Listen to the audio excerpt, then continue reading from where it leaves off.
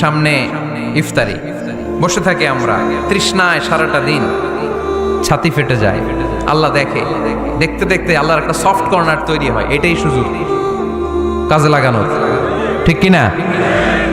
মুমিন ঝোপ বোঝে কোপ মারে, সময় মতো কাজ করে, ঠিক কিনা? আল্লাহ তখন ফেরেশতাদেরকে জিজ্ঞেস করে, এই ঘটনা কি? খায় না যে? খায় না কেন? আল্লাহ রোজা রাখছে।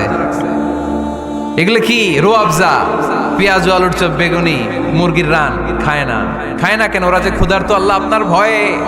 তাই কি চায়? আল্লাহ আপনার কাছে ক্ষমা চায়, ক্ষমা চায়। আল্লাহ রহমতের দরিয়ায় জোশ খেলে যায়। আল্লাহ তখন বলে, আমারে দেখছে নাকি ওরা? ফেরেশতারা বলে, না দেখে নাই। আমার জান্নাত জাহান্নাম দেখেছে? না দেখে নাই। আমারে না দেখে, জান্নাত জাহান্নাম না দেখে আমার এত ভয় করে। যাও, আজকের এই রোজার বিনিময়ে এখন বান্দা যা চাইবে সব কবুল